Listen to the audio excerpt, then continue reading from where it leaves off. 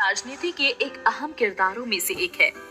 इन्हें खास तौर पर अर्थशास्त्र विशेषज्ञ के रूप में पहली बार न्योता मिला था और राजनीति में पहली बार वीपी सिंह की सरकार के दौरान उन्हें वित्त मंत्री का पद दिया गया और तब से मानो वे अपने तजुर्बे से भारत के अर्थव्यवस्था की नीतियों को मजबूत करते चले गए। यह और कोई नहीं बल्कि साल 2004 से साल 2014 तक देश के प्रधानमंत्री रह चुके डॉक्टर मनमोहन सिंह हैं। इन्हें विरोधी दलों एवं स्वयं अपने दल से भी काफी आलोचनाओं का सामना करना पड़ा था, पर फिर भी देश के हित में अपने पोजीशन की अहमियत को बरकरार रखते हुए अपने स्थान में डटे रहे और निस्वार्थपूर्ण अपना काम करते रहे और इस देश की आवाम के लिए काम करते रहे। इन्होंने अपने ज्ञान से देश की राजनीति एवं लेजिस्लेशन को विश्व में एक अलग पहचान दिया। हम चाहे उनकी कितनी भी आलोचनाएं कर लें, पर उनके कार्य को कभी नजरअंदाज नहीं कर पाएंगे। तो फिर चलिए सुनते हैं इस महान व्यक्तित्व के बारे में। डॉक्टर मनमोहन सिंह, प्रारंभिक जीवन। सिंह का जन्म गुरमुख सिंह और अमृत कौर के साथ 26 सितंबर 1932 को सिख परिवार में पंजाब, ब्रिटिश भारत में हुआ था।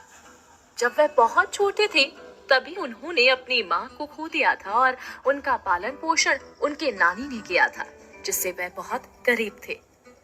भारत के विभाजन के बाद उनका परिवार भारत के अमृतसर आ गया, जहां उन्होंने हिंदू कॉलेज में अध्ययन किया।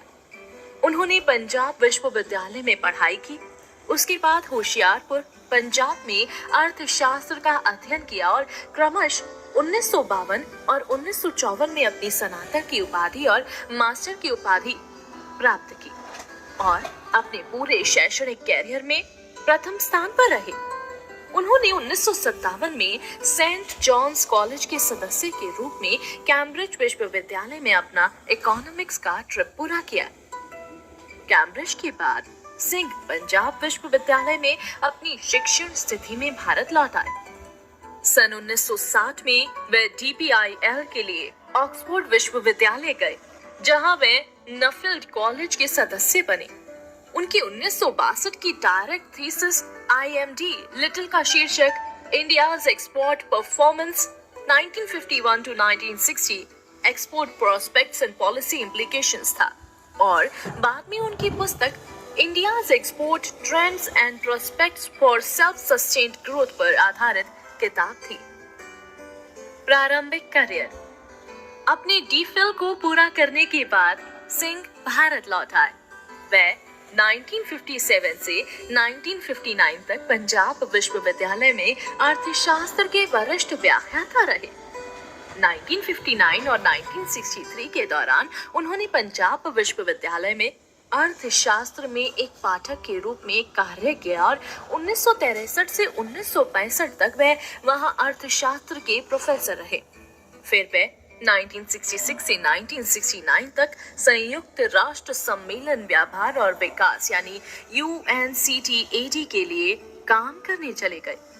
बाद में उन्हें एक अर्थशास्त्री के रूप में सिंह की प्रतिभा को मान्यता देने के लिए ललित नारायण मिश्रा द्वारा विदेश व्यापार मंत्रालय के सलाहकार के रूप में नियुक्त किया गया। 1969 से 1971 तक Singh Delhi school of economics, Delhi विश्वविद्यालय में अंतर्राष्ट्रीय व्यापार के प्रोफेसर थे। 1972 में सिंह वित्त मंत्रालय में मुख्य आर्थिक सलाहकार थे और 1976 में वे वित्त मंत्रालय में सचिव बने। 1980 से 1982 में वे योजना आयोग में थे और 1982 में उन्हें भारतीय रिजर्व बैंक के तत्कालीन वित्त मंत्री प्रणब मुखर्जी के अधीन गवर्नर नियुक्त किया गया और वे 1985 तक इस पद पर रहे। वे 1985 से 1987 तक की योजना आयोग यानी भारत के उपाध्यक्ष बने रहे। योजना आयोग में उनके कार्यकाल के बाद वे दक्षिण आयोग के महासचिव बने एवं एक स्वतंत्र आर्थिक नीति के बतौर 1987 से नवंबर 1990 तक जिनेवा, स्विट्जरलैंड के मुख्यालय में भी काम किया। नवंबर 1990 में सिंह जेनेवा से भारत लौट और वीपी सिंह के कार्यकाल में आर्थिक मामलों पर भारत के प्रधानमंत्री के सलाहकार के रूप में पद पर रहे। मार्च 1991 में उस समय भारत के प्रधानमंत्री पीवी नरसिम्हा राव ने सिंह को अपना वित्त मंत्री चुना। सिंह ने साल 2005 में मार्क टुली को यानी ब्रिटिश पत्रकार बताया, जिस दिन राव अपने मंत्रिमंडल का गठन कर रहे थे, उन्होंने अपने प्रधान सचिव को मेरे पास ये कहते हुए भेजा था, पीएम चाहेंगे कि आप वित्त मंत्री बने, गंभीरता से। अंततः उन्होंने अगली सुबह मुझे ट्रैक किया और मांग की कि मैं तैयार हो जाऊं और शपथ ग्रहण के लिए राष्ट्रपति भवन आऊं। इसी तरह मैंने राजनीति में शुरुआत की, मिनिस्टर ऑफ फाइनेंस के रूप में। सन 1991 में भारत का राजकोषीय घाटा सकल घरेलू उत्पाद 8.5% के करीब था। भुगतान घाटे का संतुलन बहुत बड़ा था और चालू खाता घाटा भारत के सकल घरेलू उत्पाद यानी जीडीपी 3.5% के करीब था। भारत का विदेशी भंडार मुश्किल से 1 बिलियन अमेरिकी डॉलर था, जो 2 सप्ताह के आयात के लिए भुगतान करने के लिए पर्याप्त था। जाहिर है भारत एक आर्थिक संकट का सामना कर रहा था। इस बिंदु पर भारत सरकार ने अंतर्राष्ट्रीय मुद्रा कोष यानी IMF से धन की मांग की, जिसने भारत की आर्थिक सहायता करते हुए भारत की आर्थिक नीति के संबंध में कई शर्तें लगाई गई। वास्तव में IMF निर्धारित नीति का मतलब था कि सर्वव्यापी लाइसेंस राज को समाप्त करना होगा और राज्य नियंत्रित अर्थव्यवस्था में भारत के प्रयास को समाप्त करना होगा। मनमोहन ने पीएम और पार्टी को समझाया कि भारत एक अभूतपूर्व संकट का सामना कर रहा है। हालांकि पार्टी की रैंक और फाइल ने डिरेगुलेशन का विरोध किया, इसलिए चिदम्बरम और मनमोहन ने पार्टी को समझाया कि अगर अर्थव्यवस्था को डिरेगुलेट नहीं किया गया तो अर्थव्यवस्था ढह जाएगी। पार्टी के विघटन के लिए राव ने मनमोहन को भारतीय अर्थव्यवस्था को निष्क्रिय करने की अनुमति दी। इसके बाद सिंह, जो अब तक भारत की समाजवादी अर्थव्यवस्था के सबसे प्रभावशाली वास्तुकारों में से एक थे, उन्होंने परमिट राज को खत्म कर दिया और साथ ही अर्थव्यवस्था के राज्य नियंत्रण को कम कर दिया और आयात करों को भी कम कर दिया। इस प्रकार राव और सिंह ने अर्थव्यवस्था को खोलने और भारत की समाजवादी अर्थव्यवस्था को एक और पूंजीवादी अर्थव्यवस्था में बदलने के लिए नीतियों को लागू किया। इस प्रक्रिया में लाइसेंस राज को खत्म करने की प्रक्रिया, जिसने निजी व्यवसायों की समृद्धि को बाधित किया, उन्होंने प्रत्यक्ष विदेशी निवेश यानी FDI के रास्ते में खड़ी कई बाधाओं को दूर किया और सार्वजनिक क्षेत्र की कंपनियों के निजीकरण की प्रक्रिया शुरू की।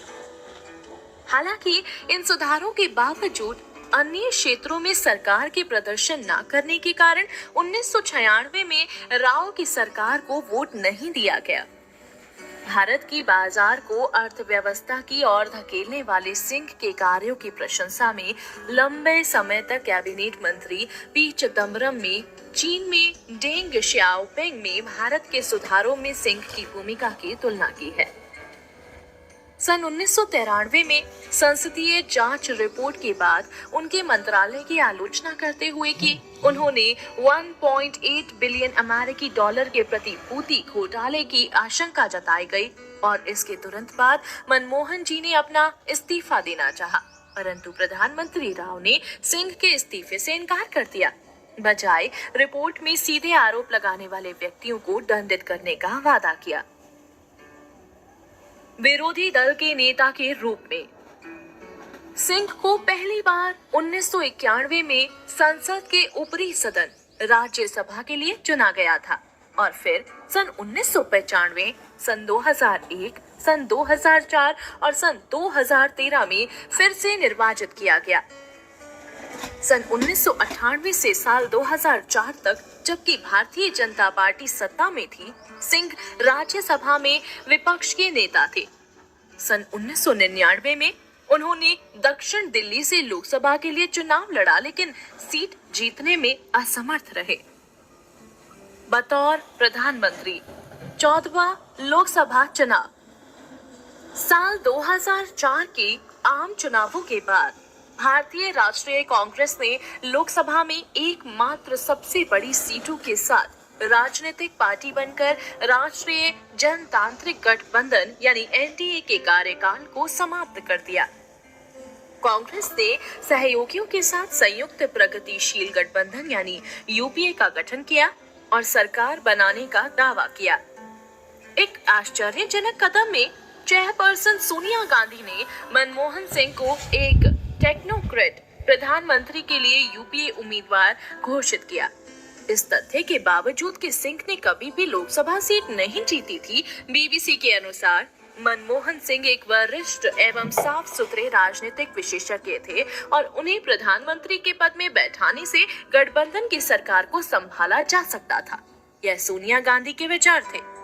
उन्होंने 22 मई 2004 को भारत के प्रधानमंत्री के रूप में शपथ ली। अर्थशास्त्र नीतियां।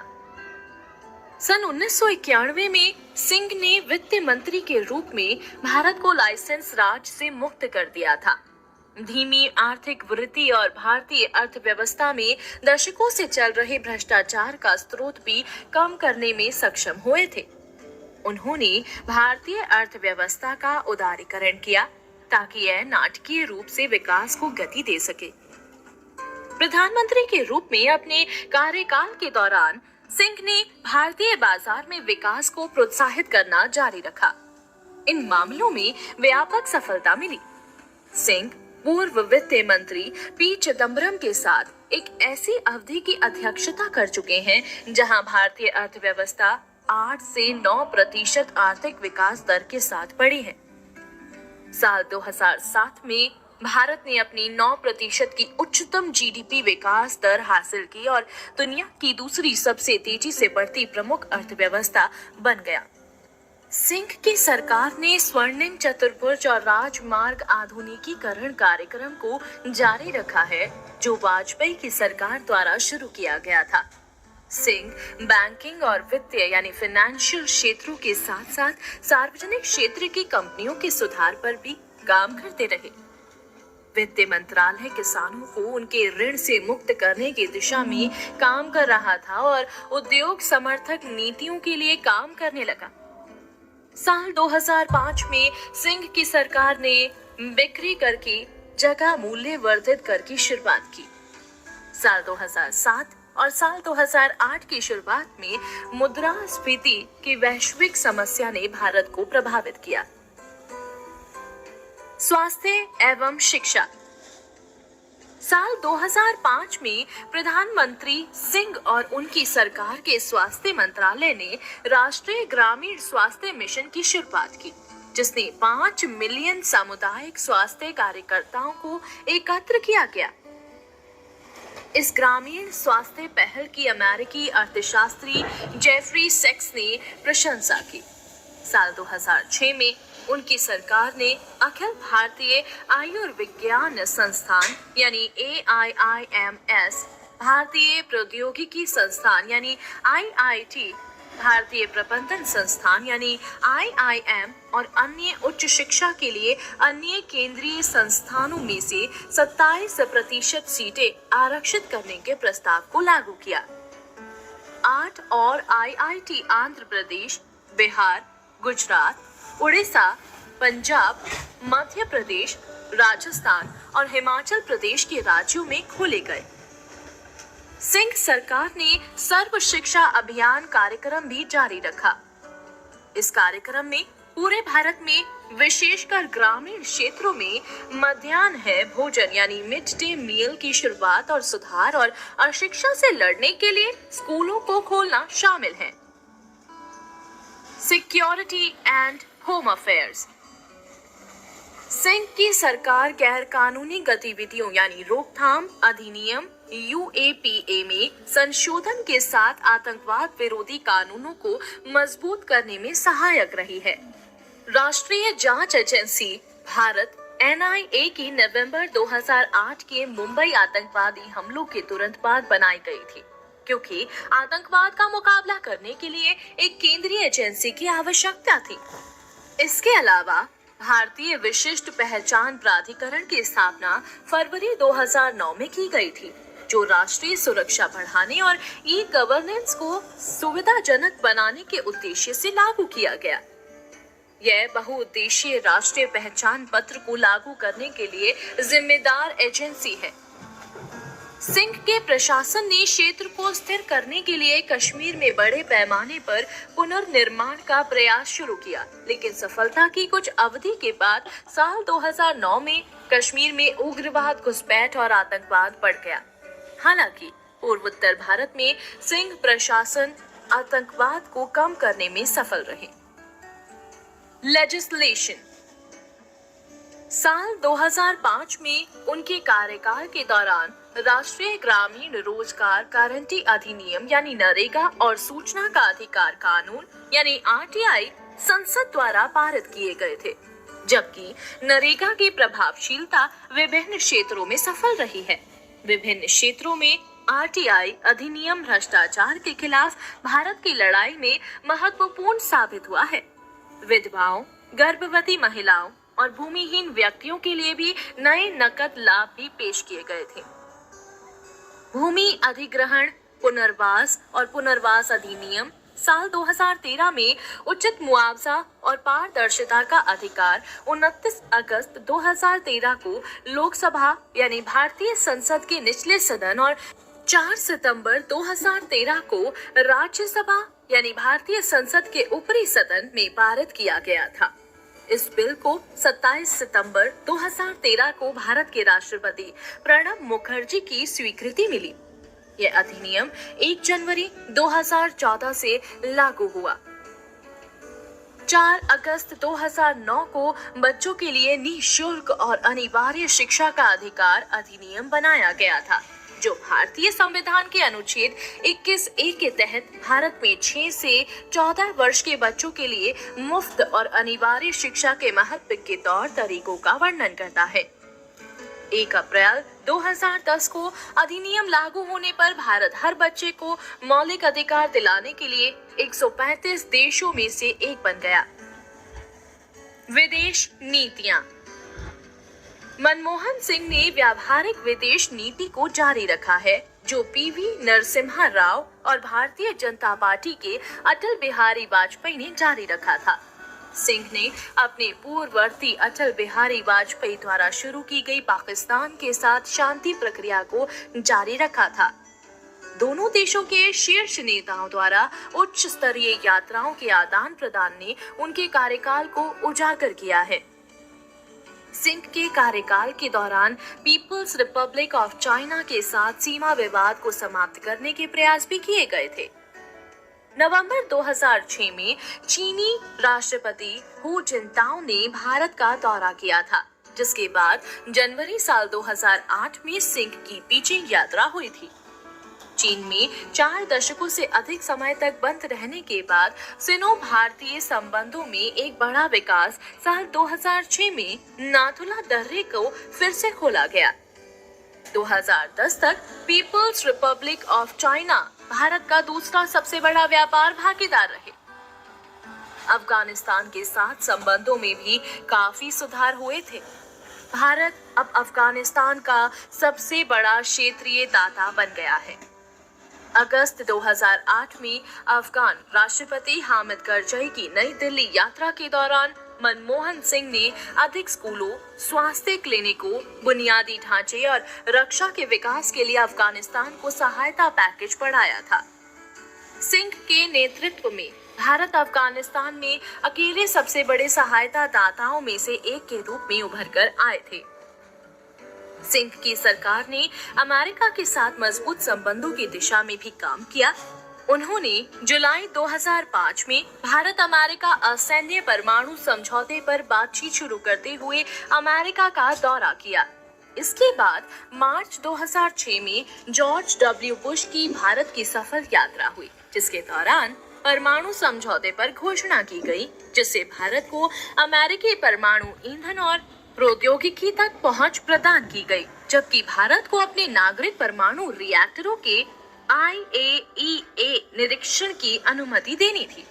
अधिक बातचीत के लिए 2 साल से अधिक समय के बाद IAEA परमाणु आपूर्तिकर्ता समूह और अमेरिकी कांग्रेस से अनुमोदन के बाद भारत और अमेरिका ने 10 अक्टूबर 2008 को प्रणब मुखर्जी के साथ भारत के प्रतिनिधित्व के समझौते पर हस्ताक्षर किए।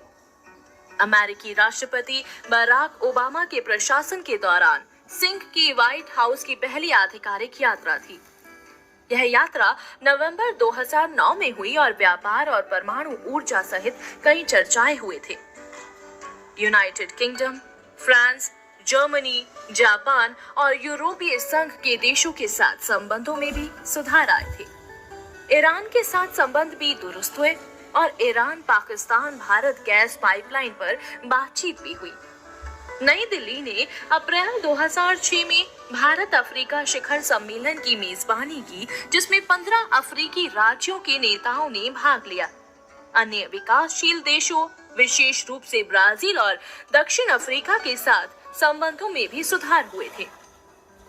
सिंह ने साल 2003 में ब्राजीलिया घोषणा के बाद स्थापित की गई गति को आगे बढ़ाया और IBS से संवाद मंच का गठन किया गया। सिंह की दूसरी भी विशेष रूप से इजराइल के साथ संबंध बढ़ाने के लिए उत्सुक रही थी। साल 2003 के बाद से दोनों देशों ने एक दूसरे में महत्वपूर्ण निवेश किए थे और इजराइल अब रूस को भारत का रक्षा भागीदार बनने के लिए प्रतिद्वंदी करता है। हालांकि भारत और रूस के बीच कुछ कूटनीतिक गड़बड़ियां रही हैं। विशेष रूप से भारत को दिए जाने वाले कई रूसी हथियारों की देरी और मूल्य वृद्धि पर दोनों के बीच संबंध भारत और रूस के बीच मजबूत बने हुए हैं ताकि रक्षा बढ़ाने के लिए विभिन्न समझौतों पर हस्ताक्षर किए जा सके, साथ ही परमाणु ऊर्जा और अंतरिक्ष सहयोग भी मिल सके। 15वां लोकसभा चुनाव। भारत में 15 अप्रैल 2009 और 13 मई 2009 के बीच 5 चरणों में 15वीं लोकसभा के आम चुनाव हुए। चुनाव के परिणाम 16 मई 2009 को घोषित किए गए। आंध्र प्रदेश, राजस्थान, महाराष्ट्र, तमिलनाडु, केरल, पश्चिम बंगाल और उत्तर प्रदेश में मजबूत प्रदर्शन ने संयुक्त प्रगतिशील गठबंधन यानी यूपीए को उस समय की सरकार के तहत नई सरकार बनाने में मदद की, जो 1962 में जवाहरलाल नेहरू के बाद पहली प्रधानमंत्री बने, जिसने दूसरी दफा लगातार जीत हासिल की। पूरे 5 साल के कार्यकाल पूरा करने के बाद कांग्रेस और उसके सहयोगी सदन के 543 सदस्यों में से 322 सदस्यों के समर्थन के साथ एक आरामदायक बहुमत लाने में सक्षम थे। इनमें यूपीए और बहुजन समाज पार्टी यानी बसपा, समाजवादी पार्टी सपा, जनता दल यानी सेक्युलर, जद एस, राष्ट्रीय जनता दल, राजद और अन्य छोटी पार्टियों के बाहरी समर्थन शामिल थे। 22 मई 2009 को मनमोहन सिंह ने राष्ट्रपति भवन में आयोजित एक समारोह के दौरान प्रधानमंत्री के रूप में शपथ लिया। यह भारतीय आम चुनाव का आज तक का सबसे बड़ा लोकतांत्रिक चुनाव था, जिसमें 714 मिलियन मतदाताएं थे।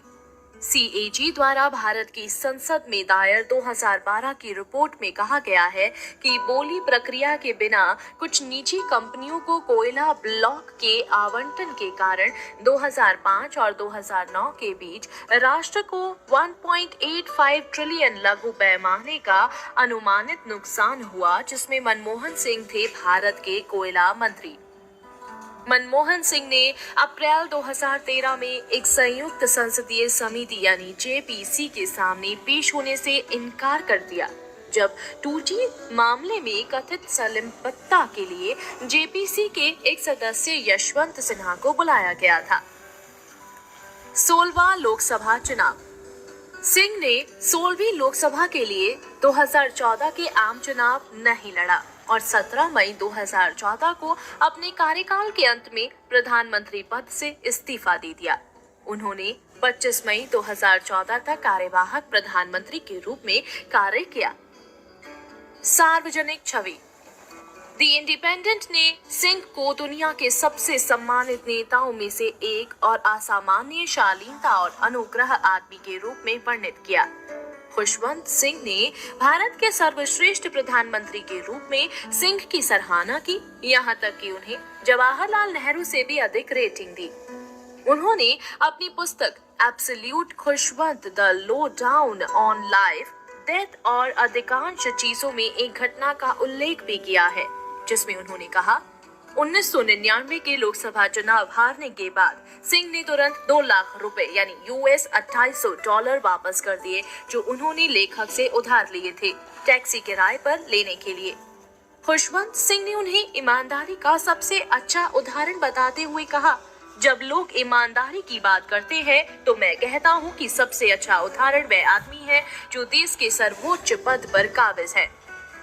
2010 में न्यूजर्सी पत्रिका ने उन्हें एक विश्व नेता के रूप में मान्यता दी, जिन्हें अन्य प्रमुखों द्वारा सम्मानित किया जाता है।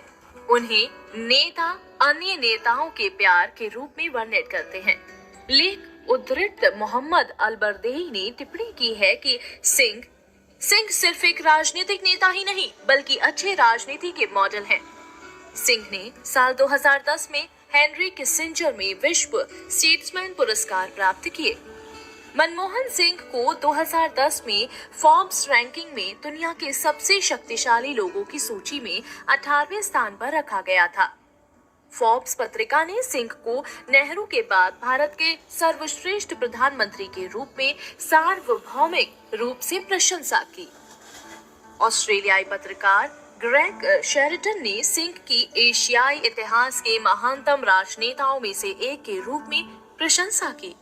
सिंह को बाद में साल 2012 और साल 2013 में फोर्ब्स की सूची में 19 और 28वें स्थान पर रखा गया था। टाइम मैगजीन के एशिया संस्करण ने अपने साप्ताहिक मैगजीन के कवर पर टिप्पणी की कि सिंह एक अंडर अचीवर थे। इसमें कहा गया है कि सिंह सुधारों पर अपनी गर्दन को बाहर निकालने के लिए अनिच्छुक दिखाई देते हैं, जो देश को कभी विकास के पथ पर वापस नहीं ला पाएगा। कांग्रेस प्रवक्ता मनीष तिवारी ने इन आरोपों का खंडन किया। यूपीए के सहयोगी लालू प्रसाद यादव ने पत्रिका के बयानों के साथ मुद्दा उठाया।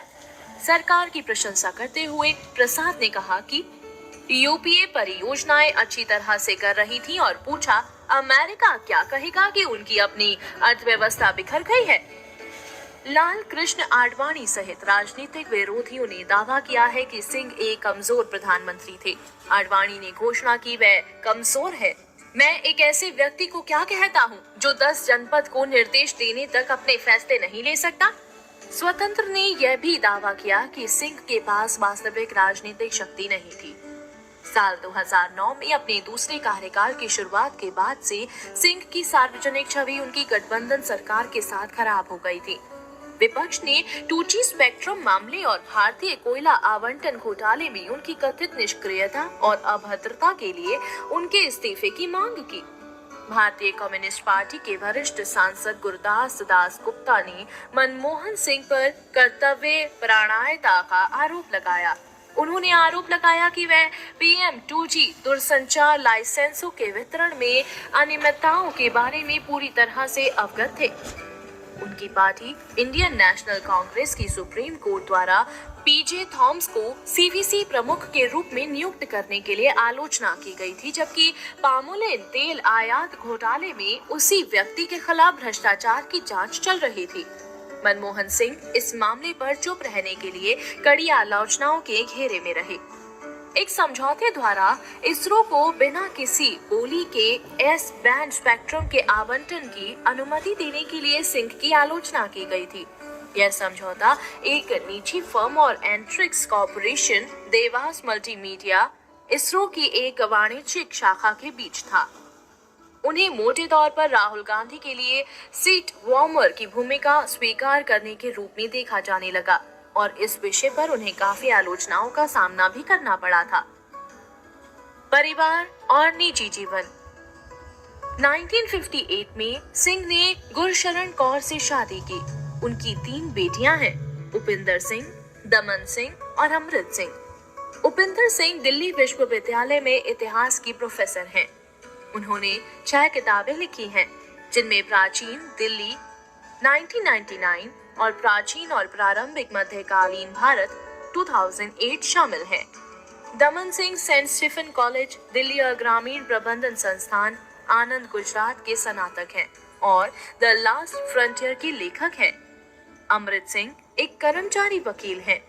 अमेरिकन सिविल लिबर्टीज यूनियन के अशोक पटनायक 1983 बैच के भारतीय पुलिस सेवा के अधिकारी पूर्व प्रधानमंत्री मनमोहन सिंह के दामाद हैं, जिन्हें साल 2016 में राष्ट्रीय खुफिया ग्रिड यानी नेट ग्रिड के सीईओ नियुक्त किया गया था। सिंह की कई कार्डियक बाईपास सर्जरी हुई है, जिनमें से सबसे हालिया जनवरी 2009 में हुई थी। पुरस्कार एवं सम्मान। मार्च 1983 में पंजाब विश्वविद्यालय ने उन्हें डॉक्टर ऑफ लेटर्स से सम्मानित किया और 2009 में उनके अर्थशास्त्र विभाग में डॉक्टर मनमोहन सिंह की कुर्सी बनाई। 2009 में अल्बर्टा विश्वविद्यालय ने उन्हें डॉक्टर ऑफ लॉ की मानद उपाधि से सम्मानित किया। ऑक्सफोर्ड विश्वविद्यालय ने उन्हें जुलाई 2005 में सिविल लॉ की मानद उपाधि से सम्मानित किया और अक्टूबर 2006 में कैम्ब्रिज विश्वविद्यालय ने भी उसी सम्मान के साथ पालन किया। डॉक्टर मनमोहन सिंह छात्रवृत्ति के बाद सेंट जॉन्स कॉलेज ने उन्हें पीएचडी छात्रवृत्ति का नाम देकर सम्मानित किया। 2008 में उन्हें बनारस हिंदू विश्वविद्यालय द्वारा मानद डॉक्टर ऑफ लेटर्स की उपाधि से सम्मानित किया गया और बाद में उस वर्ष उन्हें मद्रास विश्वविद्यालय द्वारा डॉक्टरेट की मानद उपाधि से सम्मानित किया गया। 2010 में उन्हें किंग साउथ विश्वविद्यालय द्वारा मानद डॉक्टरेट की उपाधि से सम्मानित किया गया और 2013 में उन्हें Moscow state institute of international relations द्वारा डायरेक्ट की उपाधि से सम्मानित किया गया। 2017 में शांति, निरस्त्रीकरण और विकास के लिए इंदिरा गांधी पुरस्कार से सम्मानित किया गया। उन्होंने बोलोग्ना विश्वविद्यालय, जम्मू विश्वविद्यालय और भारतीय प्रौद्योगिकी संस्थान रुड़की से मानद डॉक्टरेट की उपाधि भी प्राप्त की है। अंततः इस महापुरुष के बारे में हम कितनी भी आलोचनाएं कर लें, परंतु वह कभी इन आलोचनाओं से रुके नहीं, बल्कि उनका डटकर सामना करते रहे। अपनी पार्टी से मदद न मिलने के बाद भी सारी जिम्मेदारी बतौर प्रधानमंत्री अपने ऊपर लेते रहे और स्वार्थहीन तरीके से इस देश की आवाम की खातिर अपना काम करते हैं। मनमोहन सिंह भारतीय राजनीति में एक ऐसे उदाहरण रहे हैं जिन्होंने अपने ज्ञान, अपने तजुर्बे का इस्तेमाल करते हुए देश के हित में काम किया है और शिक्षा की अहमियत पूरे देश को दी है।